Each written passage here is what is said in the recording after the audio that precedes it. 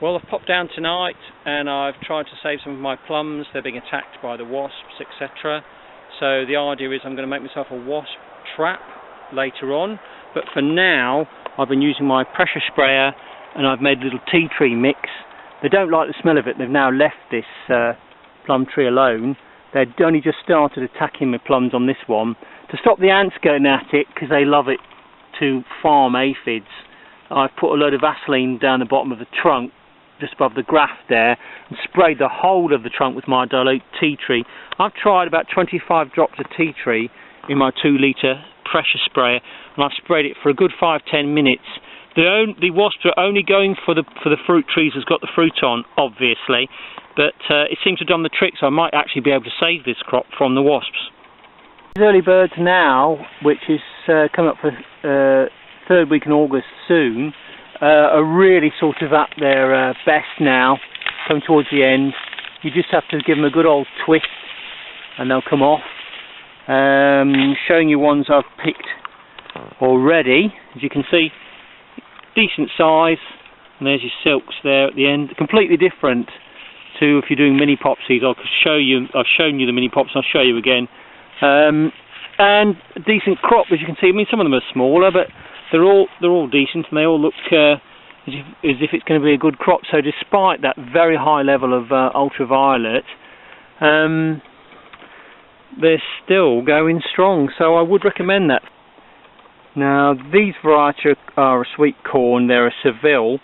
Although slower to mature than early bird, which I presume that its name gives you a clue, these seem to be coming on in leaps and bounds. They're not going to be as vigorous as early bird, but from my first tastings, they're sort of quite tender, a smaller corn. I love the tender taste. It's more sort of akin to that you would get from a mini pop, if you like. In late May, I put in some dwarf saxa beans, and it looks as though they've been prevented from being damaged by the worst of the heat wave, which ended about, a fortnight ago, I suppose. Although it's lingered on, the heat and the earth, but it looks like we've got a bit of a crop on these, and they've got the flowers there, so the pollinators can get in and out. So a nice little crop coming along from these dwarf saxas, as you can see. There we go, it's a better view there. The beetroot cylindra were on offer at Wilko's this year, and I'll just move this plastic out of the way, and you can see they're well ready to be picked now. I mean, you can leave them to grow giant if you like, if you want to make some stew and stuff like that, as the frosts suddenly, come in. They will keep over the autumn and even into the winter and grow and grow. But now I think is the best time to pick them now. Now here's something interesting for people who are growing fruit. This was the only dwarf rootstock tree I forgot to put this stuff on. It's called agricultural gypsum, and it gives it calcium and sulphur to your plant, and probably some trace magnesium as well. It's not a pure compound, and this is the only one which has got pitted apples on. When I looked it up, pitting in apples, it isn't just to do with pests. It can be that the actual fruit tree is lacking in trace mineral elements such as calcium and magnesium. Now, before you say, hold on, Michael, you're on a clay soil, it's full of calcium. Unfortunately, it's right, yes, it's full of calcium and other minerals like that, but it's locked in the soil. It's so tightly bound, the plant can't always get at trace minerals. So this is why you need this fertilizer, agricultural gypsum. This will release and help the soil, or clay, if you want to call clay soil, to release some of the minerals and help the fruit tree.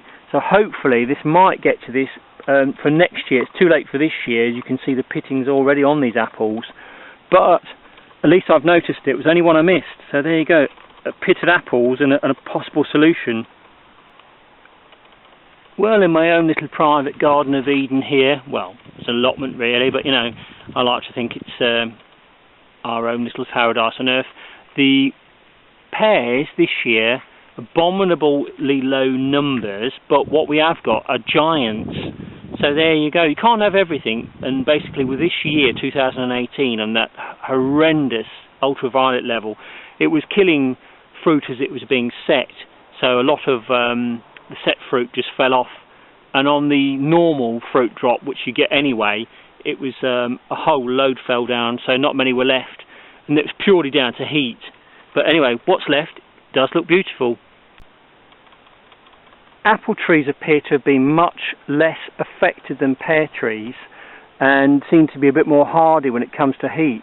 And of course, with that intense cold of the beast from the east, apple trees love that. They love a nice sharp frost that goes on for weeks, even snow, and it can increase their blossom yield and fruiting. We've had to get rid of a load of fruit, to really sort of thin them out a lot this year.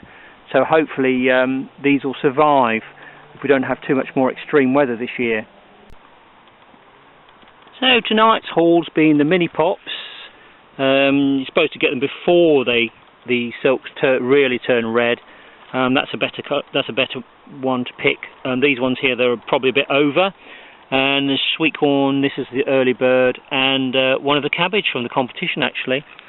May well be a drumhead, this one, but anyway, the outer leaves have been taken off, and so even though it's third week in August, things seem okay. The pressure spray has been busy. I've been putting a bit of tea tree all around on my plum trees because the wasps seem to be a bit keen. Might make a wasp trap, as been detailed by other YouTubers, but for now I'm just giving it some tea tree in a spray. Here's an example of an early bird if you get the husks off, and as you can see, you really do get a decent sized cob on these ones. If I put my hand on that, you can get an idea of it. That's full, my hand down the bottom there, it's still going on and on after that, so a decent crop. I'd recommend them, early birds. And this is what you get for your mini pops when they're ready, quite tender, and they are ready to eat straight away. You can eat these raw, by the way. Tonight's haul of plums got some SARS, and the one in the middle is an opal. Some of them have been a bit attacked with a bit of mould, but they're only they only keep 1 to 3 days according to my little chart. Cut into them. If I see they've been really badly attacked and the maggots are creepy crawling around, then obviously won't eat them. If there's only just a couple of eggs at the top, they'll cut the eggs out and chomp away, because I'm a bit cave like that. But you've got plenty of acid in your stomach, haven't you? Well, that's it for tonight. It was only a quick visit to put some fertiliser on my mini pops and my sweet corn, pick some blackberries and check on the fruits, spray them and collect some cabbages, etc. and sweet corn and mini pops. Always nice to see a little froggy around, isn't it? Particularly when all the mozzies are around at night time. You are more than welcome, sunshine. Oh, there he goes. Oh, crikey. He's not hanging about, is he? By the hose. Go and enjoy some slugs, you good boy.